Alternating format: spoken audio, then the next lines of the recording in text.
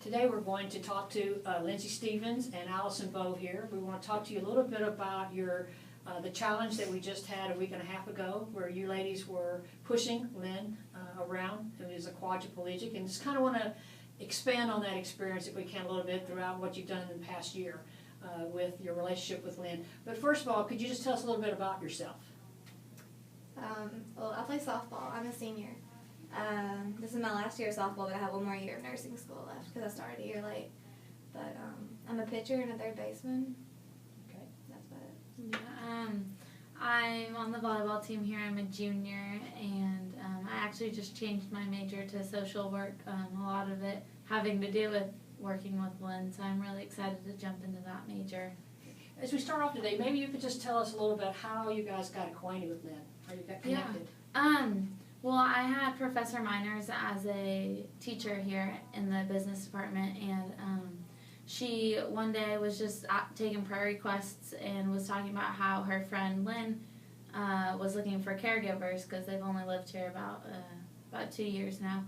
And so after class, I went up and talked to her, and I was like, I'd love to get involved. I had a interview or meeting with Doug and Lynn that night, and then the next week I was working, so it was a blessing. I have no experience in the medical industry whatsoever, but it's been really awesome. And then when I was going home over the summer, they were needing some more help, so I contacted Lindsey and asked her if she would like to get involved, and she's been working there ever since the summer.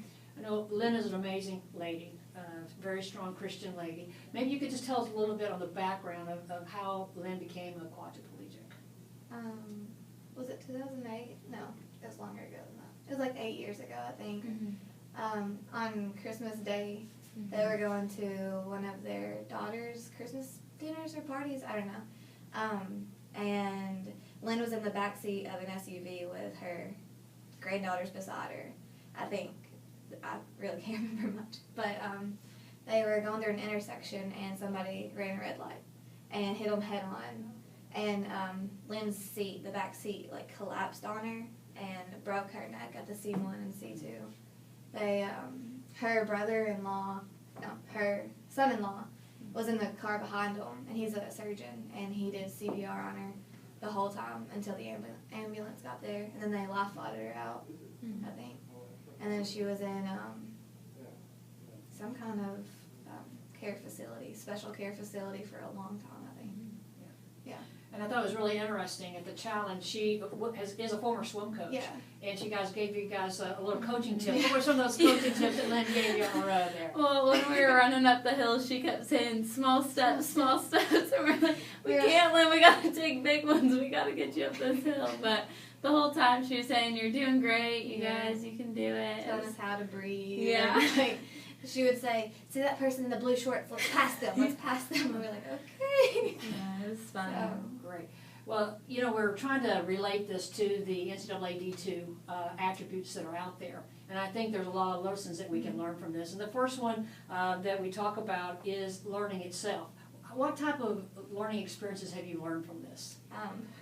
I don't want to say this, but like, I'm in my second year of nursing school, and when I started, I had just finished my first. And I learned more from Lynn and Doug than I had in nursing school, like, because all the special skills that are required, like, it was unbelievable. And now when I actually learn the skills in school, I already know a lot of it, so.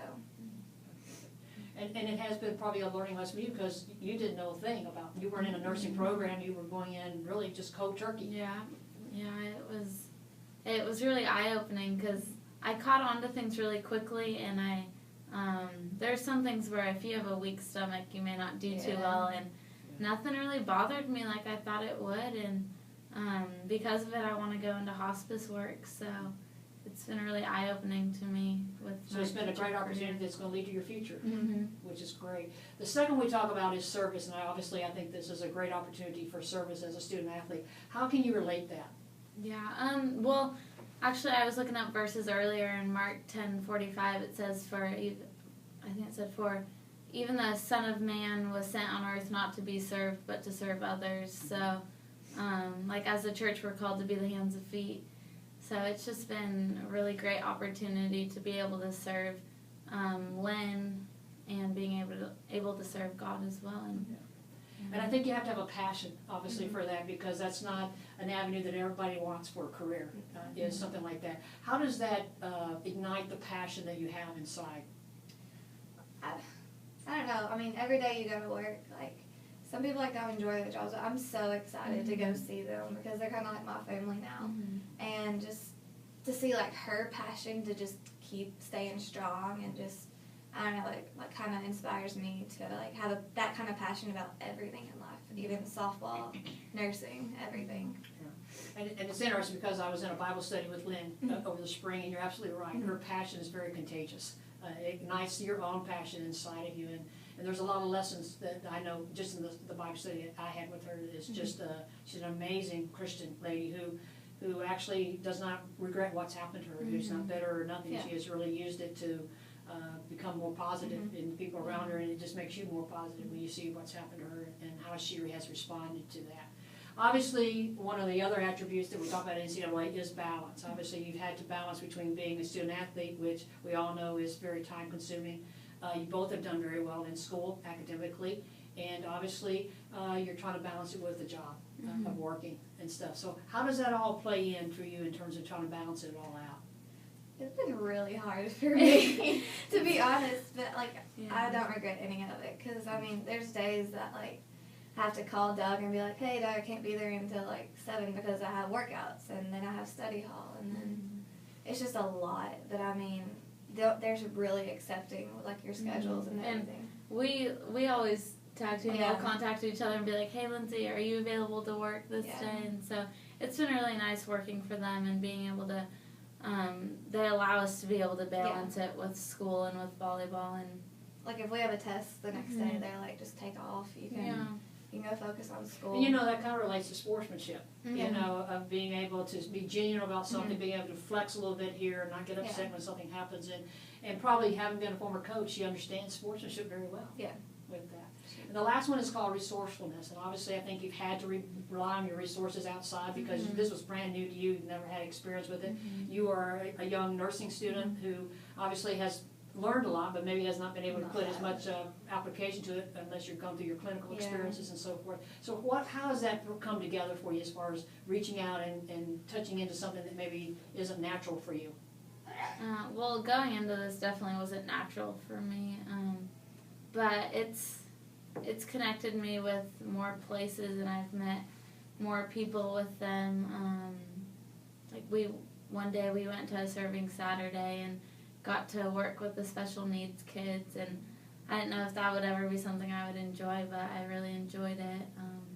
And then just now I'm applying for an internship at a Avalon hospice place, so hopefully I'll be able to refer them and get some stuff going on there. Isn't it kind of amazing how someone such as that, as a quadriplegic, kind of has tunneled your life, has given you some direction in your future yourself? What are some of the lessons as we close out today? Obviously, I think you both are great examples of servant leadership for our student athletes, and that one of our mottos is to serve rather than to be served, which comes out of Mark 10:45. How do you see yourself as a servant leader in athletics? I've realized working with Lynn that there's going to be good days and there's going to be bad days, and that you have to treat each day differently but also in the same way. And I've realized that on a team that not everyone's coming from the same place, and you have to be able to be flexible and work with others. And the main goal on a team is to be the best that you can be, and if that means putting others before you, then you have to be okay with that also. But yeah, it's helped me learn a lot with being a servant leader on the team also. Okay. Anything you want to add to that, Lindsey? It just makes you realize that, like, some others need more than you need. Like, you have to put their needs in front of yours for the overall good. So, I don't know. Like she said, there are good days and there's bad days, and the bad days are hard. The good days outweigh all the bad. So. And I think you're both in two areas, social work and nursing, where servant leadership becomes a big play. I mean, because obviously you're going to be a servant when you're in the area of specialization that you go in nursing office or social work. You're going to obviously be in a servant leadership. So I think what you have learned from Lynn will carry over into your future, and we want to wish you well with that. Thank you. Thank you so much.